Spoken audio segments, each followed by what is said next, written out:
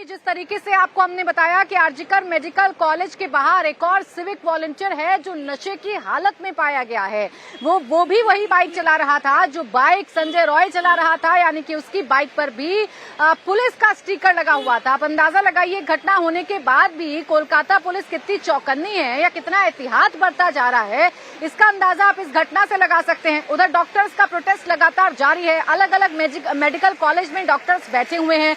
Doctor बिटिया को इंसाफ दिलाने की मांग लगातार जारी है। आप देखिए कैसे यहाँ पर जो जूनियर डॉक्टर्स हैं वो लगातार हड़ताल कर रहे हैं और उनकी हड़ताल इस बात को लेकर है कि डॉक्टर बिटिया अभया को जल्द से जल्द इंसाफ दिया जाए। और ये इंसाफ कैसे मिलेगा? ये इंसाफ तब मिलेगा जब कार्रवाई की जाएगी, जब आरोपी जो है असल आरोपी उसको पकड़ा जाएगा या फिर जल्द से जल्द सबूत इकट्ठा करके उसे सजा दिलाई जाएगी। तो ये मांग आप कोलकाता पर देख सकते हैं, अलग अलग तरीके से मांग जो है वो की जा रही है। देखिए 22 दिन बीत चुके हैं, लेकिन 22 दिन बाद भी अभी तक अभया के गुनहगार अपने अंजाम तक नहीं पहुंच पाए हैं। अभी तक डॉक्टर बिटिया को इंसाफ मिल नहीं पाया है, डॉक्टर्स को अपनी सिक्योरिटी का आश्वासन नहीं मिल पाया है। यही वजह है कि डॉक्टर्स एक तरफ प्रदर्शन कर रहे हैं तो दूसरी तरफ आरजीकर मेडिकल कॉलेज के बाहर एक और सिविक वॉलंटियर जो कि नशे की हालत में था, उसके बाइक पर घूमने से एक बार फिर हंगामा मचा हुआ है। आरजीकर मेडिकल कॉलेज में प्रोटेस्ट करने वाले डॉक्टर्स ने ही उसको पकड़ा है। सवाल ये है कि क्या सिविक वॉलंटियर्स की भर्ती करने से पहले कोलकाता पुलिस उनके बैकग्राउंड को खंगालने की जहमत नहीं उठाती? नशे में धुत अगर वो शख्स किसी वारदात को अंजाम देता तो क्या हो जाता? ये वो बड़ा सवाल है जो फिलहाल इस पूरी घटना को लेकर खड़ा हो रहा है। यहाँ आपको जानकारी दे दें कि कोलकाता में अकेले 7,200 से ज्यादा जो सिविक वॉलंटियर्स हैं वो हैं, और अगर पूरे बंगाल की बात करें तो 1,24,000 से ज्यादा सिविक वॉलंटियर्स तैनात हैं। अब सोचिए कि बंगाल में लोगों की सुरक्षा इन्हीं सिविक वॉलंटियर्स पर है जो शराब के नशे में रह रहे हैं। तो कई शराब पीकर डॉक्टर की रेप कोई करता है तो कोई उसकी हत्या कर देता है। तो सवाल यही है कि डॉक्टर बिटिया के साथ इस जघन्य अपराध के बाद क्या कोई सबक नहीं लिया गया, क्या कोई सीख नहीं ली गई? ये जो सिविक वॉलंटियर्स भर्ती किए जाते हैं कानून व्यवस्था को दुरुस्त करने के लिए, वो सिविक वॉलंटियर्स अगर किसी वारदात को अंजाम दे रहे हैं, किसी हत्या को अंजाम दे रहे हैं, तो इसके पीछे जिम्मेदार कौन होगा? और यही बात इन डॉक्टर्स की तरफ से भी लगातार पूछी जा रही है। We want justice, no safety, no work के नारे सुनाई दे रहे हैं। वी वांट जस्टिस के नारे सुनाई दे रहे हैं। डॉक्टर्स का यही कहना है कि जब तक उनकी मांगे पूरी नहीं मान ली जाती हैं तब तक वो ऐसे ही जो प्रोटेस्ट है वो करते रहेंगे। उनका ये प्रोटेस्ट जारी रहेगा और वो किसी भी सूरत हाल में प्रोटेस्ट को खत्म करने नहीं जा रहे हैं जब तक उनकी मांगे मानी नहीं जाती हैं। मेरे सहयोगी ओंकार इस वक्त हमारे साथ जुड़ गए, उनके पास हम चलेंगे। ओंकार, ये सिविक वॉलंटियर जिनकी तैनाती तो इस वजह से की जाती है कि पश्चिम बंगाल में कानून व्यवस्था दुरुस्त रहे, लेकिन यही सिविक वॉलंटियर अब एक के बाद एक सवालों के घेरे में है। किस बिना पर आखिरकार पुलिस इनकी भर्ती करती है? क्या बैकग्राउंड नहीं इनका खंगाला जाता? नशे की हालत में एक और सिविक वॉलंटियर मिला है। जी देखिए, नशे के हालत में और एक सिविक वॉलंटियर उनको पकड़ा गया है और उनको अरेस्ट भी कर लिया है सिटी थाना का पुलिस। जैसे कि मामला ये कल रात का मामला है, जब रविंद्र भारती यूनिवर्सिटी का कुछ स्टूडेंट प्रोटेस्ट कर रहे थे रास्ते पर ऊपर, सड़क के ऊपर वो लोग प्रोटेस्ट कर रहे थे, वो भी पुलिस के परमिशन के सहित रात को जब ये रविंद्र भारती यूनिवर्सिटी के स्टूडेंट प्रोटेस्ट कर रहे थे, तभी ये अचानक से एक सिविक वॉलंटियर जो गार्ड रेल है वो गार्ड रेल तोड़ के अंदर आ जाता है, जिसका बाइक का स्टिकर लगा हुआ है पुलिस लिखा हुआ, तो वो सीधा आ जाता है। उसके बाद उनको जो छात्र थे रविंद्र भारती यूनिवर्सिटी का, वो उन्होंने पकड़ लिया और पकड़ के पूछताछ करने पर पता चला कि ये जो लोग हैं ये भी एक सिविक वॉलंटियर है जो कि पुलिस का बाइक लेते हुए ट्रैफिक व्यवस्था के काम पे लगे रहते हैं। तो इनको ये नशे के हालत में धुंध होते हुए ये सीधा टकराव किया, एक जो बैरिकेड था उस बैरिकेड को तोड़ दिया। फिर छात्र ने इन्हें पकड़ लिया और पकड़ के लगातार मांग करते रहा कि ये इंटॉक्सिकेटेड हालत में कैसे ड्यूटी पर है, कैसे पुलिस लिखा हुआ स्टिकर बाइक पे ये घूम सकता है। तभी जाकर देखा गया है कि ट्रैफिक सर्जन जो थे वो ट्रैफिक सर्जन मौके पे आए, उनको सामने भी एजिटेशन लगातार छात्रों ने दिखाया। उसके बाद इस सिविक वॉलंटियर के खिलाफ एफआईआर दर्ज करवाया गया और एफआईआर दर्ज करवाने के बाद उनको अपने हिरासत में पुलिस अभी ले लिया है। लेकिन सवाल कहीं ना कहीं उठता है कि गोटा पूरा बंगाल में लगभग 1,20,000 से भी ज्यादा सिविक वॉलेंटियर तैनात है, जिनका काम है ट्रैफिक को संभालना। लेकिन देखा जा रहा है हाल ही में, जैसे कि सवाल ये है कि सिविक वॉलंटियर को भर्ती करने में क्या महज खाना पूर्ति की जाती है, क्या किस तरीके से इनकी भर्ती की जाती है, क्या मानक हैं जिनके आधार पर सिविक वॉलंटियर्स को आप भर्ती करते हैं, क्या उनके बैकग्राउंड को आप तलाशते हैं, क्या आप ये जानने की कोशिश करते हैं कि जिस व्यक्ति को आप सिविक वॉलंटियर बना रहे हैं दरअसल उसकी प्रवृत्ति कैसी है। एक के बाद एक हो रही इन घटनाओं को देखकर ये सवाल खड़े होते हैं। एक तरफ डॉक्टर्स की मांग लगातार जारी है, सिविक वॉलंटियर्स लगातार सवालों के घेरे में है, तो दूसरी तरफ इस पूरे मसले पर सियासी संग्राम छिड़ा हुआ है। आज भी बीजेपी और टीएमसी दोनों ही पार्टियां सड़कों पर हैं। एक तरफ जहां सत्तारूढ़ पार्टी सड़कों पर उतरकर दोषियों को फांसी देने की मांग कर रही है, तो दूसरी तरफ विपक्षी पार्टी यानी कि बीजेपी लगातार ममता बनर्जी पर हमलावर है। बीजेपी की तरफ से लगातार कहा जा रहा है कि ममता बनर्जी एक फेल चीफ मिनिस्टर हैं और उन्हें इस्तीफा देना चाहिए, उन्हें सत्ता का मोह छोड़ना चाहिए, तभी जाकर यहाँ के हालातों को सुधारा जा सकता है। बीजेपी का प्रोटेस्ट लगातार जारी है। बीजेपी के जो तमाम नेता हैं वो धर्मतल्ला पर बैठे हुए हैं, इंसाफ की मांग कर रहे हैं। सत्ताधारी पार्टी टीएमसी और अपोजिशन पार्टी बीजेपी आमने सामने हैं, दोनों ही डॉक्टर बेटी के लिए इंसाफ की मांग कर रहे हैं। ममता बनर्जी की पार्टी आज से बीजेपी के खिलाफ सड़कों पर उतरने जा रही है। पार्टी के नेता सभी ब्लॉक पर धरना देंगे। वहीं दूसरी तरफ आज बीजेपी नेताओं का ममता सरकार के खिलाफ प्रदर्शन जारी है। बीजेपी के बड़े नेता आज धर्मतल्ला इलाके में धरना प्रदर्शन करेंगे। वहीं डॉक्टर बेटी के लिए न्याय की मांग कर रहे डॉक्टर आज शाम 4 बजे सीबीआई दफ्तर का घेराव करने जा रहे हैं। मतलब ये आज भी कोलकाता में बीजेपी और टीएमसी के बीच टकराव देखने को मिल सकता है। इसके साथ ही साथ आपको ये भी जानकारी दे दें कि एक तरफ ये मुद्दा सियासी संग्राम की तरफ बढ़ रहा है, तो दूसरी तरफ इस मामले में सीबीआई भी अपनी जांच तेज कर चुकी है। सीबीआई जांच के बीच प्रधानमंत्री मोदी ने महिला सुरक्षा को लेकर बड़ी चिंता जताई है। साथ ही देश के चीफ जस्टिस के सामने ये मुद्दा भी उठाया। पीएम मोदी ने कहा कि देश में महिलाओं की सुरक्षा के लिए कोई कठोर कानून बने, लेकिन इसमें और सक्रिय होने की जरूरत है। उन्होंने जजेस से अपील की है कि महिला अत्याचार से जुड़े मामलों में जितनी तेजी से फैसले सुनाए जाएं उतना ज्यादा बेहतर रहेगा। दरअसल प्रधानमंत्री नरेंद्र मोदी आज दिल्ली के भारत मंडपम में जिला अदालतों के नेशनल कॉन्फ्रेंस का उद्घाटन उन्होंने किया। मोदी ने महिलाओं की सुरक्षा और उन्हें न्याय दिलाने के लिए जरूरी प्रयासों पर बात की। इस मौके पर देश के चीफ जस्टिस DY चंद्रचूड़ भी मौजूद थे। देश और समाज के एक और ज्वलंत विषय को आपके समक्ष उठाना चाहता हूं। आज महिलाओं के खिलाफ अत्याचार, बच्चों की सुरक्षा समाज की एक गंभीर चिंता है। देश में महिलाओं की सुरक्षा के लिए कई कठोर कानून बने हैं। 2019 में सरकार ने फास्ट ट्रैक स्पेशल कोर्ट की स्थापना की योजना बनाई थी। इसके तहत अहम गवाहों के लिए डिपोजिशन सेंटर्स का प्रावधान है। इसमें भी डिस्ट्रिक्ट मॉनिटरिंग कमेटीज की भूमिका महत्वपूर्ण हो सकती है। इस कमेटी में डिस्ट्रिक्ट जज, डीएम और एसपी भी शामिल होते हैं। क्रिमिनल जस्टिस सिस्टम के विभिन्न पहलुओं के बीच समन्वय बनाने में उनकी भूमिका अहम होती है। हमें इन कमेटियों को और अधिक सक्रिय करने की जरूरत है।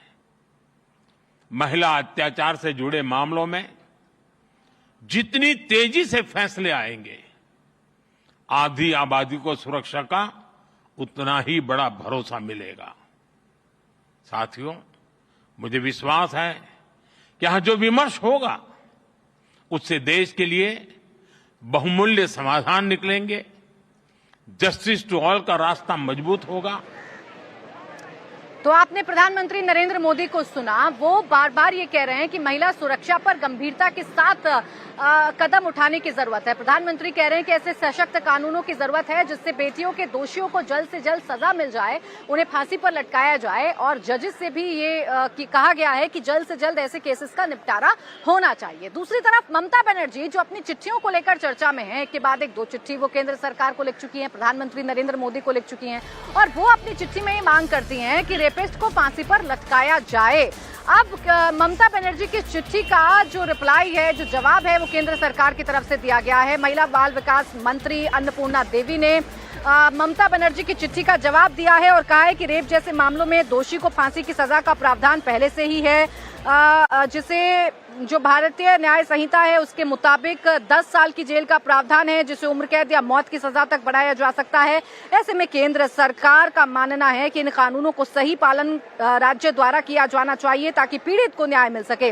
लेकिन बंगाल में पॉक्सो के पेंडिंग केस को लेकर ममता सरकार कोई कदम नहीं उठा रही है। दरअसल ममता बनर्जी ने पीएम मोदी को दूसरी बार चिट्ठी लिखी थी, जिसका जवाब केंद्र सरकार ने दिया है। ममता ने अपनी चिट्ठी में रेप जैसे आपराधिक मामलों में कड़े केंद्रीय कानून बनाने की जरूरत बताई थी। एक के बाद एक 2 चिट्ठियों के बाद आखिरकार अब ममता बनर्जी का जवाब केंद्र सरकार की तरफ से दिया गया है और इस जवाब में साफ कहा गया है कि पहले से ही जो कानून है वो इतने सख्त हैं कि रेप के दोषियों को सख्त से सख्त सजा दिलाने में वो काफी हैं। आपको ये जानकारी दे दें कि लगातार रेप को लेकर लगातार इन घटनाओं को लेकर सवाल खड़े हो रहे हैं, प्रोटेस्ट किए जा रहे हैं, संघर्ष किया जा रहा है, लेकिन बावजूद इसके अभी तक कोई हल निकल नहीं पा रहा है और एक के बाद एक सियासी संग्राम देखने को कोलकाता में मिल रहा है। अब आगे बढ़ेंगे, ऐसे एक और आंदोलन की बात करेंगे जो किसानों का आंदोलन है, जो लगातार जारी है। किसान अपने आंदोलनों को लेकर लगातार सड़कों पर उतरते हैं, सरकार से अपनी मांग रखते हैं, मांगे पूरी ना होने तक लगातार किसान आंदोलन करते हैं। और अब ये किसान आंदोलन इसलिए अहम हो जाता है क्योंकि हरियाणा में विधानसभा के चुनाव होने हैं और इन विधानसभा चुनावों की सरगर्मियों के बीच जानकारी ये है कि अब किसान शंभू बॉर्डर पर महापंचायत करने जा रहे हैं। महापंचायत को लेकर हलचल बढ़ चुकी है, 200 दिन किसानों के धरने के पूरे हो चुके हैं और ऐसे में किसान आज महापंचायत करने जा रहे हैं। थोड़ी देर पहले रेसलर विनेश फोगाट भी शंभू बॉर्डर पहुंच चुकी हैं। विनेश फोगाट ने किसानों के साथ मंच साझा किया। महापंचायत में विनेश फोगाट का सम्मान किया गया। विनेश फोगाट ने कहा कि सरकार को किसानों की बात सुननी चाहिए, उनकी मांगों को पूरा करना चाहिए। विनेश फोगाट ने कहा आज किसानों को यहां बैठे 200 दिन हो गए लेकिन जोश पहले दिन जैसा ही है। तो अब किसानों का आंदोलन रफ्तार पकड़ेगा क्या हरियाणा विधानसभा चुनावों पर किसान आंदोलन का कोई असर पड़ेगा? क्या मुश्किलें बीजेपी की बढ़ सकती हैं? क्या रणनीति आगे शंभू बॉर्डर से किसान अपनाएंगे? इस पर सभी की निगाहें बनी हुई हैं। अगर ये हमें खाना ना दे तो हम भी नहीं कम्पीट कर पाते हैं। तो बस लाचारी महसूस होती है कई बार कि हम कुछ कर नहीं पाते हैं। हम देश को रिप्रेजेंट करते इतने बड़े बड़े लेवल पे, लेकिन अपने परिवार को दुखी देख के हम कुछ कर नहीं पाते हैं। तो बस सरकार से यही निवेदन है कि सुनना चाहिए। जैसे आपने पिछली बार अपनी गलती मानी थी, आपने माना था कि कुछ गलत हुआ है, उसके बाद आपने जो वादे किए थे वो पूरे करने चाहिए। और ऐसे मतलब हमारा देश ऐसे उन्नति नहीं करेगा अगर हमारे अपने लोग ऐसे सड़कों पे बैठे रहेंगे, तो देश को भी नुकसान होता है इस चीज से। 200 दिन हो गए हैं अभी भी बैठे हैं, लेकिन हौसला देख के मुझे ऐसे लग रहा है कि हौसला झुका तो है ना। जब लंबा कोई आंदोलन चलता है तो लोगों में एक उम्मीद टूटने लग जाती है, क्योंकि हम ऐसी जगह से निकले। जब हम दिल्ली में बैठे थे तो हमारे भी हौसले ऐसे होते था कि पता नहीं कब मानेंगे, है ना। लेकिन हौसला देख के ऐसे लग रहा है कि आज पहला ही दिन है। देखिए, आंदोलन पूरे देश भर में किए जा रहे हैं। एक आंदोलन यहाँ है जो कोलकाता में किया जा रहा है, जो डॉक्टर्स प्रोटेस्ट कर रहे हैं और उनकी मांग तो सीधी सीधी है कि डॉक्टर बिटिया के गुनहगारों को इंसाफ दिया जाए। तो दूसरी तरफ किसान हैं जो आंदोलन पर बैठे हुए हैं और किसान नेता क्या कह रहे हैं। शंभू बॉर्डर से किसान नेता सरवन सिंह पंढेर ने सरकार को अल्टीमेटम दे दिया है। ये अल्टीमेटम दिया गया है कि अगर किसानों की मांगे नहीं मानी जाती हैं तो किसानों का ये आंदोलन और भी ज्यादा तेज हो जाएगा। 200 दिन से हम धरने पर बैठे हुए हैं, सरकार की बात सुनने को राजी हैं, लेकिन सरकार हमारी मांगों को पूरा नहीं कर रही है।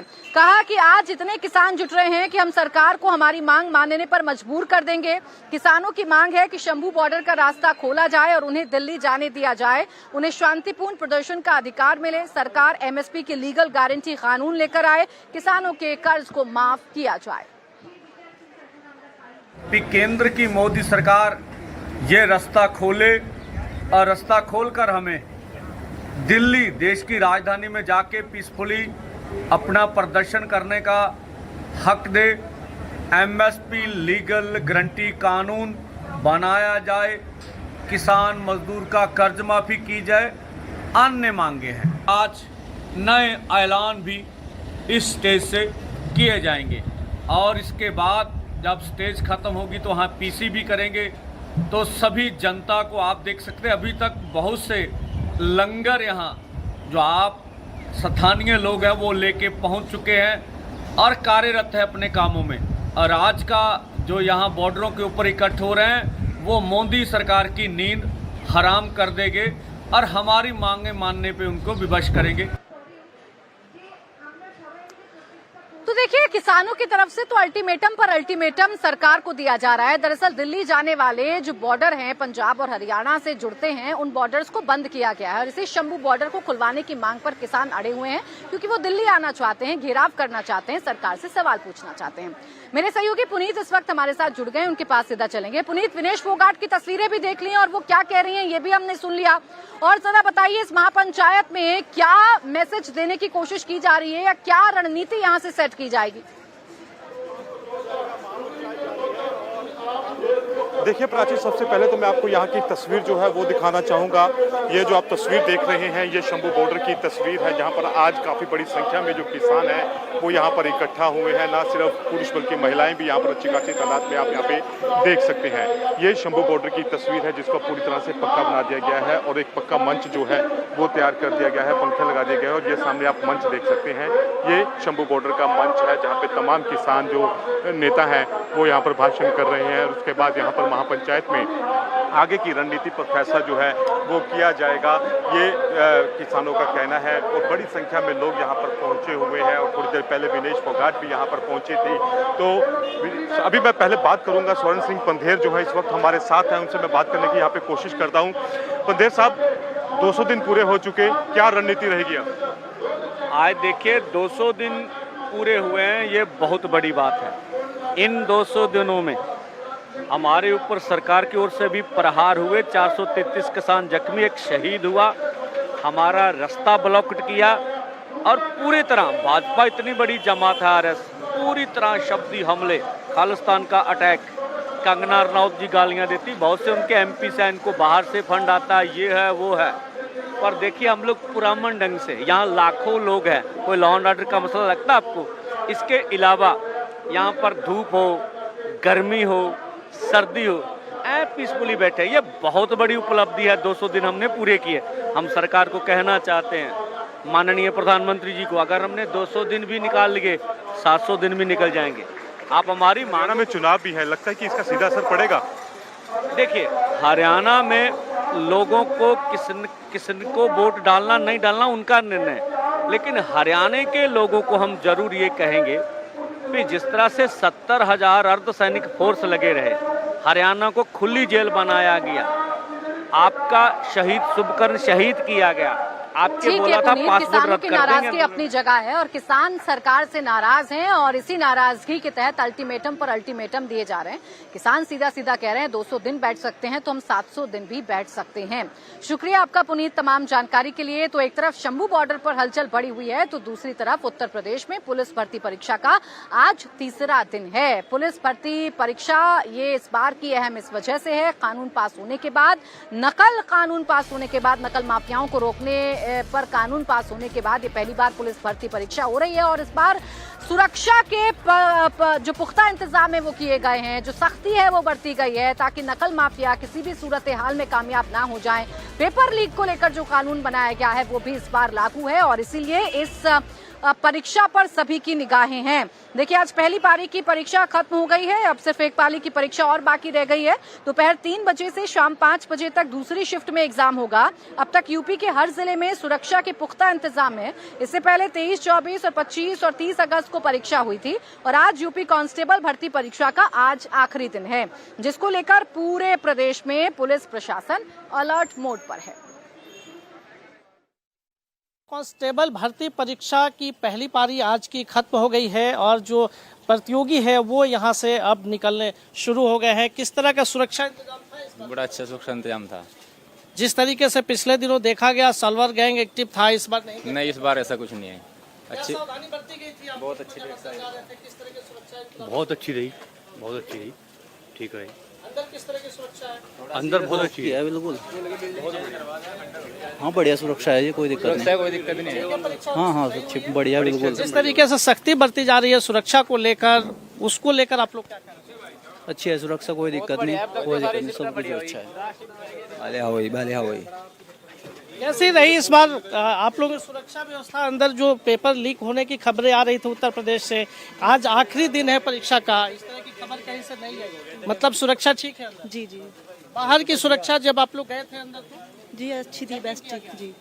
किस तरह का सुरक्षा दौर से गुजरना पड़ा आप लोगों को? तो सुरक्षा दौर तो मतलब जैसा भी था अच्छा ही था। जा रहे थे? हाँ जी, कुछ नहीं, नॉर्मल जैसे होता है वैसी सुरक्षा हुई है। चेक इन हुआ है नॉर्मली, हाथ में धागे वगैरह नहीं होने चाहिए थे और कोई भी पर्ची वगैरह नहीं होनी चाहिए थी हाथ में या जेब में, पॉकेट में, और तो कोई मतलब नॉर्मल ही है जैसे होता है सर परीक्षा में। कहीं ना कहीं इससे पहले कुछ लापरवाही बरती जा रही थी, जैसे सल्वर गैंग एक्टिव था, पर पेपर लीक हो जा रहे थे, उसको तो इस बारे में तो मैं कुछ नहीं बोल सकता हूँ सर, मुझे इस बारे में कोई जानकारी नहीं है। इस बार कुछ संतुष्टि है आप लोगों को? हाँ जी, बिल्कुल बिल्कुल बिल्कुल है। इस बार कोई भी धांधली नहीं हुई है, कोई लापरवाही नहीं बरती जा रही। तो देखिए, इस बार जो अभ्यर्थी हैं वो भी संतुष्ट नजर आ रहे हैं। पूरी कोशिश की गई यूपी सरकार की तरफ से कि इस बार कोई धांधली ना हो जाए, कोई पेपर माफिया पेपर लीक ना करा दे। मेरे साथ मेरे सहयोगी विशाल प्रताप जुड़ गए हैं इस वक्त ज्यादा जानकारी के साथ लखनऊ से। विशाल, बताइए जरा, आज तो आखिरी दिन है और अब आखिरी पाली की परीक्षा रह गई है। जितने भी दिन परीक्षा हुई, क्या इंतजाम रहे और क्या ये परीक्षा सफल हुई, यानी कि पूरी तरीके से बिना किसी भी विघ्न के पूरी हो गई है? कोई पेपर लीक की घटना सामने आई क्या?